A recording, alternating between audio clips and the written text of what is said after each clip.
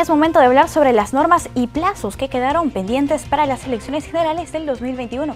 Por tal razón, estamos conectados en este momento con el doctor José Tello Alfaro. Él es el director ejecutivo de INICAM. Doctor, es un placer saludarlo. Muy buenos días, bienvenido. Muy buenos días ante todos y la verdad que muy agradecido por este espacio en JNE TV. Bien, doctor, si podemos comenzar hablando sobre esta norma que se buscaba para las elecciones generales 2021 con la eliminación del voto preferencial. Ayer, 28 de septiembre, venció el plazo y no se llegó a concretar su eliminación. ¿Podría comentarnos por qué era importante eliminarla? Era muy importante eliminar el voto preferencial porque le hubiésemos dado mucho más facilidad al efecto paritario que se busca ahora con la ley de cuotas. Hay que ser bien claros en algo. El voto preferencial distorsiona esa norma que ha permitido la paridad de alternancia en lista de candidatos y en consecuencia, por efecto del voto preferencial y por la costumbre que tiene el elector peruano promedio, sea hombre o mujer, de votar más por hombres que por mujeres de candidatos a Congreso, definitivamente pues vamos a tener ahora, si bien hay una ley de paridad de alternancia, un Congreso donde definitivamente puedan haber más hombres que mujeres. Y eso es justamente ¿por qué? Porque el voto preferencial es propio de una lista cerrada y desbloqueada. ¿Desbloqueada a quién? Al elector. El elector puede escoger en la lista su candidato o su dupla de candidatos. En el caso de una lista cerrada y bloqueada, él no puede hacer eso.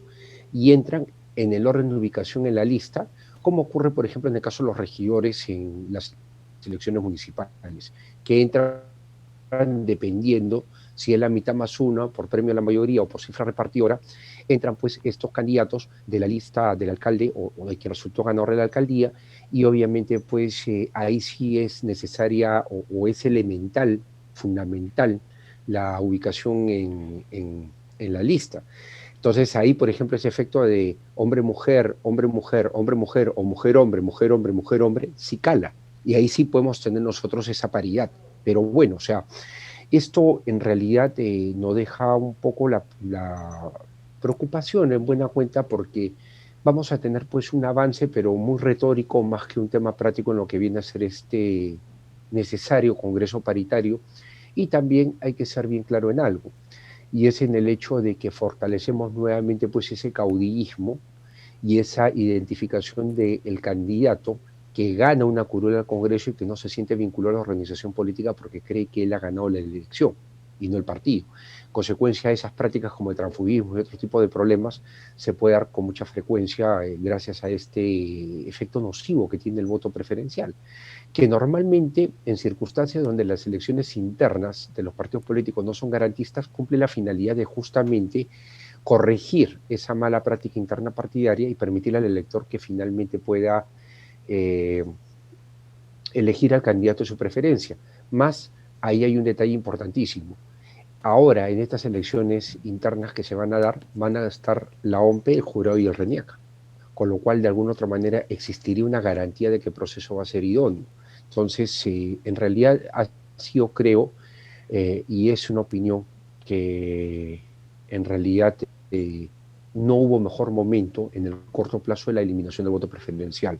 Para una elección congresal tendremos que esperar 5 años más hasta el 2026. Bien, doctor, ¿qué es lo que pasó en el Congreso de la República? Ha habido diferentes iniciativas, incluso con la participación ciudadana, una colecta de votos por parte de la Asociación Civil Transparencia, pero no se llegó a debatir siquiera y mucho menos a aprobar en el Congreso de la República. Quizás se trató de una falta de voluntad. ¿Qué ocurre con los congresistas? No hay duda que es una falta de voluntad política, es indudable. Este tema lo han podido solucionar, lo han podido sacar perfectamente. Bien. Y tal es así que, por ejemplo, ha quedado en el tintero la modificación del plazo de inscripción de lista de candidatos. Efectivamente. El día de ayer se venció el plazo Así es. y hasta el día de ayer se pudo haber aprobado en el Congreso si hubiesen tenido la voluntad política de colocar en agenda un pleno extraordinario para el día de ayer, pero resulta que no lo han hecho. Sí, Entonces, si bien no tocan este tema que era importantísimo, como es el mover el plazo de inscripción de candidaturas de 110 a 90 días, como proponían sensatamente los organismos electorales, que son los que están, se podría decir, en la cancha donde se juega el partido electoral, ¿correcto?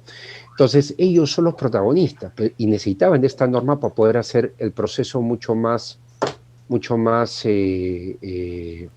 llevadero, mucho más ordenado, sin una eventual superposición de plazos que se pudiese dar entre la interna de los partidos políticos, que ahora va a ser supervisada por los organismos electorales, y este plazo de inscripción. Miren, inicialmente se había pensado pues en que entre la semana del 19 y el 27 se veía el tema de las internas, hablando del mes de diciembre, y el plazo vencía el 23 de diciembre, a 110 días, y aún vence, porque ya ha quedado claro que este plazo no se va a mover. Entonces, ahí hay un problema que en todo caso hay que saber pues sopesar, porque en realidad sí demandaría de que haya mucha claridad y que más bien hay un norte claro en sacar el resto de proyectos de reforma política que están pendientes y que serían efectivos para el 2022 y el 2026.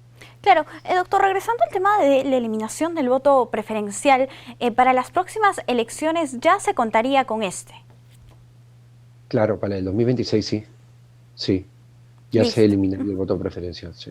Listo. Bien, ahora sí, retomamos con este tema que usted hablaba sobre esta propuesta de ley para extender hasta el 11 de enero del 2021 el plazo para que los partidos inscriban a sus candidatos. Sin embargo, no ha sido posible.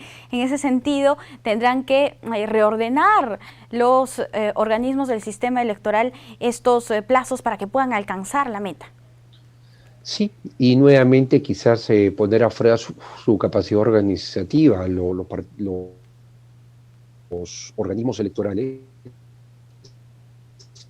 ya han demostrado que han podido sacar un referéndum en el año 18, prácticamente en superposición con una elección regional y municipal, una elección extremadamente compleja para todos aquellos que conocemos el tema electoral. Sabemos que esa elección, por la cantidad de jurisdicciones en las que se eligen autoridades, o sea, la cantidad de municipios que hay y de regiones, es mucho más compleja que una elección general, que solamente tiene 27 distritos electorales y un distrito nacional para la elección de presidente, vicepresidente y parlamentarios andinos.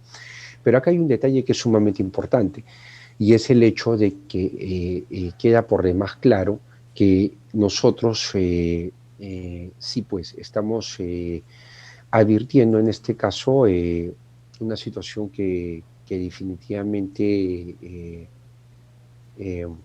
podría de alguna otra manera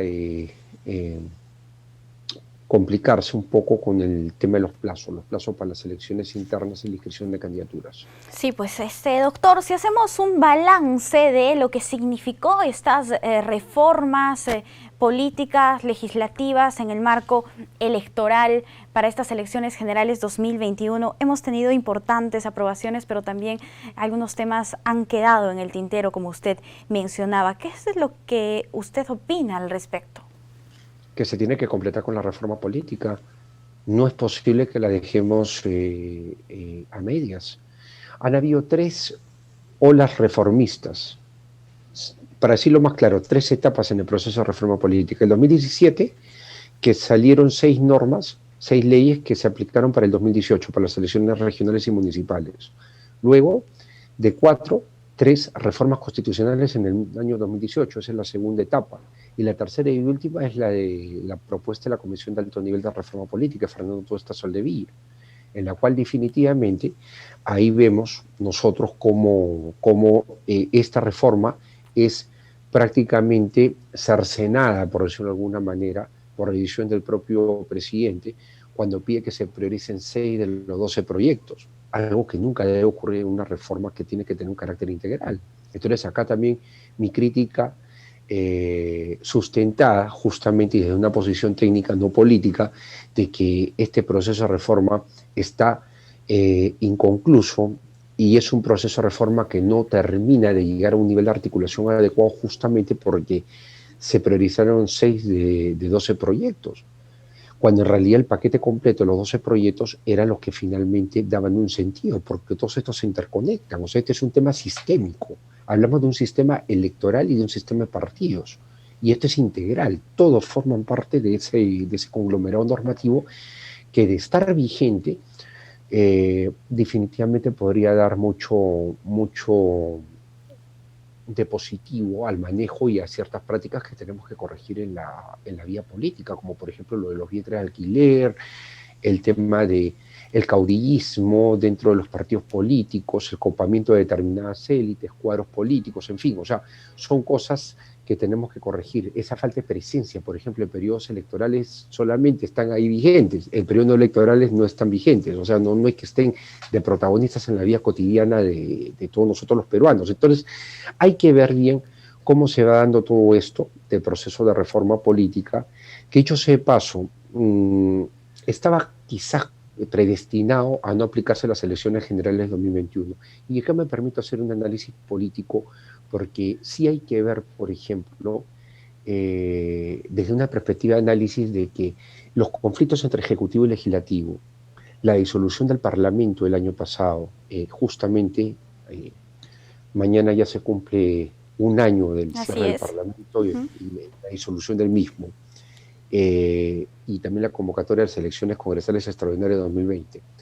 Luego, este tema de la pandemia que nos ha sacado a todos de cuadro, ha cambiado nuestra vida quizás para siempre.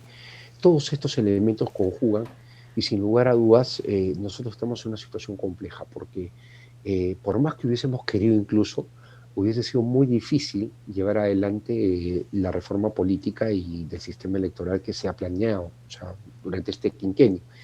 Y bueno, quedará para el 2022 en buena cuenta y también para el 2026 con mucho más fuerza y vigor para que se pueda implementar. Porque de hecho lo que se busca es un sistema mucho más competitivo, con elecciones verdaderamente competitivas y con presencia permanente de los partidos políticos, como debe ser en cualquier lugar donde las cosas están funcionando meridianamente bien, dentro de lo que es la vía política del país.